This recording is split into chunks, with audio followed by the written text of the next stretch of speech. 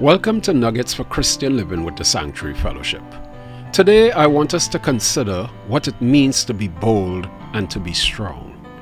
I believe that many of us have been brought up with the religious mindset that our boldness is only being bold for the Lord and being strong for the Lord. While it is true, we are told to be strong in the Lord and in the power of His might, that the righteous are as bold as a lion. The question is this: what does God really mean when He tells us to be bold and to be strong? I consider that His intention is not only for us to be bold when proclaiming the gospel or to be strong in our faith. I believe He also desires for us to be bold and strong in our convictions and beliefs. Not only where the gospel is concerned, but also to the truths that He has revealed to us. It is way easier to follow the crowd than to stand alone. No one wants to stand out like a sore thumb. We are more comfortable blended into the background. Why do I think we feel and believe that it is God's will for us to blend into the background and to go with the crowd? Consider this verse of Scripture and the principles that it reveals to us. Enter by the narrow gate, for wide is the gate and broad is the way that leads to destruction, and there are many who go in by it. Matthew 7:13. We mainly see this verse through the lens of salvation, and we miss the principle revealed that the direction that the majority of people are going is a path that leads to destruction, not only where salvation is concerned, but in every area of life. The world has a saying that the voice of the people is the voice of God, which is a complete lie from the devil. The majority is not always right, especially in the things of God. Then Caleb quieted the people before Moses and said, "Let us go up at once and take possession, for we are well able to overcome it." But the men who had gone up with him said, "We are not able to go up against the people, for they are stronger than we."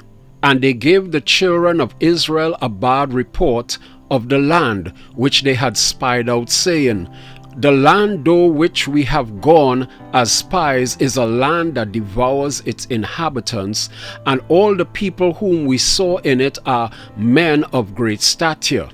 Then we saw the giants, the descendants of Anak came from the giants, and we were like grasshoppers in our own sight, and so we were in their sight. Numbers 13:30-33. Here we have the people of God, sent out by God to search out the promised land that He had promised them. Yet among the 12 spies, 10, the majority of them, influenced the congregation that they could not lay hold of the land promised to them. So even among God's people, the majority of us could be following one another down a broad road that only leads us to missing God. It takes boldness, courage, and strength to stand your ground for what you believe in. For example, then Caleb quieted the people before Moses and said, "Let us go up at once and take possession, for we are well able to overcome it." Numbers 13:30. But my servant Caleb, because he has a different spirit in him and has followed me fully, I will bring into the land where he went, and his descendants shall inherit it. Numbers 14:24. Do you have a different spirit in you? Are you willing to take a stand that is different to the desires and decisions of others? Do you have the courage to be different and unpopular even among other believers, even in the fellowship that you attend? Can you say no when everyone else is saying yes?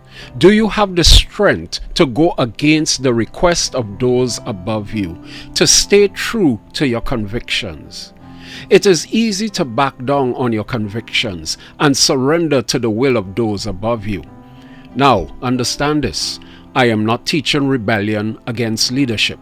I am teaching us about having the strength of conviction to stand alone and to be true before God. I remember a lesson God taught me many years ago on this subject. He pointed to me some Muslim men and how bold they were in holding to their beliefs, while many of us believers say that we believe something yet do otherwise. He showed me how he respected those who stand for what they believe in, even if they are wrong in it, rather than those who say they believe something and don't stand by that belief.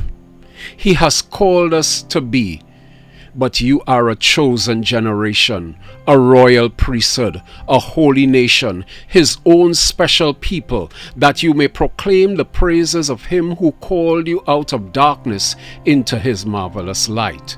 1 Peter 2:9. Can God say of you, or I even, that we have a different spirit in us?